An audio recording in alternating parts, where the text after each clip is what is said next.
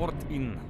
Puikiai suprantam ir žinom, kokio svarbumo yra kiekvienas rungtynės. Tai sakau, nagrinėjom derinius, tai ruošiamės ir net nebejoju, kad laukia sunki kova, bet tikrai tikiu, kad mes tą kovą laimėsim.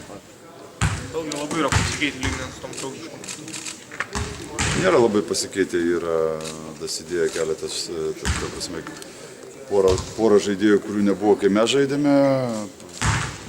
Žaidžia praktiškai tą patį krepšinį, ką žaidė anksčiau, bet jau kaip spėjom pamatyti ir mes, ir jūs, sakykime, ypatingai mačas Kaune, ten žiūrint į grindų dangą ir taip toliau buvo tikrai įtemptas ir jie kaunasi, stengiasi, kovoja, vien tai, kad jie pateko į tarp 12 geriausių komandų, tai irgi šį bei tą sako, tai sakau, žodžiu, jokio atsipalaidavimo, 100% įsitikimas.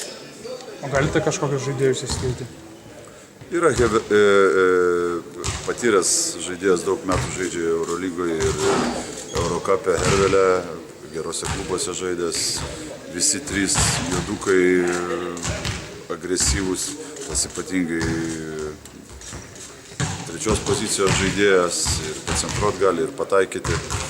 Centrai, sakykime, tokie undersize, kaip čia pasakius, tokie nėra labai aukšti, bet galingi, kovoja, stengiasi.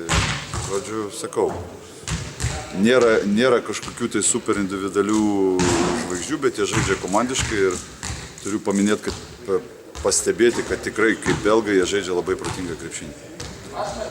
Treneri, ar stebite vieną akimi, kas vyksta kitoj grupiai, kaip vertinat, kas geriausiai įspūdį apskritai palieka jums šiame čempionate? Turbūt patys visi matot ir kad daug visokiausių netikėtumų ir komandos, kurios, sakykime, prieš čempionatą laikytos favoritėm ir ten nelabai daug kėlė abejonių apie jų patekimą į kitą etapą ar ten į ketvirtfinalį, dabar patys puikiai žinote, matot, kad turi problemų ir neaišku, kaip čia viskas susiklostys, tai faktas vieną akimę stebim, bet reikia iš pradžių savo darbus atlikti, o nežiūrėti, kas tenais ir kaip ten susiklostys. O kaip jūs paaiškintumėt, kodėl tokie rezultatai, čia keičiasi jėgų balansas Europos krepšinėje, ar tiesiog atsitiktinumas, kad iššauna kai kurios komandos?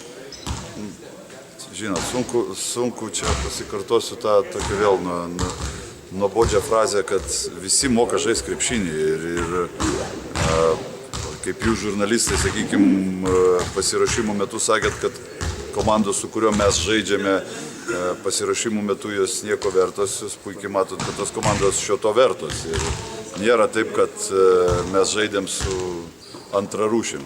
Tos komandos griauna kai kurios Europos grandus, taip kad, sakau, visi moka žaisti krepšinį, o ar čia jeigu persistimas, nepasakyčiau, vis tiek yra lygos, tos, kurios buvo stiprios, tos ir toliau išliks tokios pačios. Tai, sakau, faktas, kad daug sustiprėjusių komandų ir su kiekviena komanda reikia žaisti ir ruošti 100%.